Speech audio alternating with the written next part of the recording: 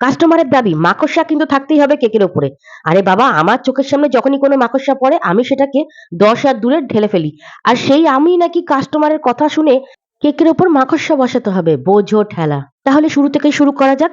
কেকটা হচ্ছিল chocolatey cake, তাই চকলেট স্পঞ্জ বানিয়ে নিয়েছি আর ওপর দিয়ে ক্রিম যেরকম ডেকোরেশন করা সেরকম ভাবে ডেকোরেশন করছি। তারপরে চকলেট ট্রাফেলও দিয়ে দিয়েছি আর ভালো করে চকলেট ট্রাফেলটা দিয়ে ক্রিমের সাথে অ্যাড করে নিচ্ছি। কারণ ওপরে মাকড়সা থাকুক, স্পাইডারম্যান থাকুক, যাই থাকুক না কেন, কাস্টমার বলেছিল ভেতরটা কিন্তু চকলেটি ফ্লেভারই হতে হবে। আর চকলেট ফ্লেভার যখন থাকবে সেখানে চকো চিপস তো মাস্ট। চকো চিপস দিয়ে ভেতরটা ভরিয়ে দিয়েছি।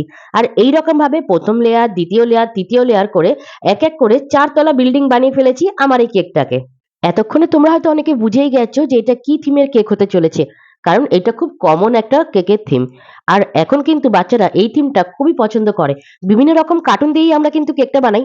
কিন্তু এই থিমটা একটু বেশিই কাজ হয়। কাস্টমারের কথা মতো প্রত্যেক কটা লেয়ারের মধ্যে কিন্তু আমি চকলেট ফ্লেভারটাই করেছি। আর ভিডিওটাকে আমি পার্ট বাই পার্ট তোমাদের সামনে তুলে ধরবো। প্রপার ভাবে কেকের আইসিং, প্রপার ভাবে কেক মেকিং, প্রপার ভাবে ক্রিম রেডি করা, এগুলো সবই কিন্তু শিখতে পারবে তোমরা বেসিক কোর্সে। তোমরা যারা চাইছো আমার কাছে কোর্স করতে, অবশ্যই আমার সাথে ডাইরেক্ট কন্ট্যাক্ট করে নিও। কোর্সের যাবতীয় সবকিছু তোমাদেরকে ওভার ফোনে জানিয়ে দেওয়া হবে। আমার ভিডিওগুলো ভালো লাগলে লাইক, শেয়ার, সাবস্ক্রাইব আর টুক করে যদি এই ভিডিওটা ফেসবুকে চলে আসে তো অনেক ভালোবাসা সাপোর্ট দিয়ে যেও।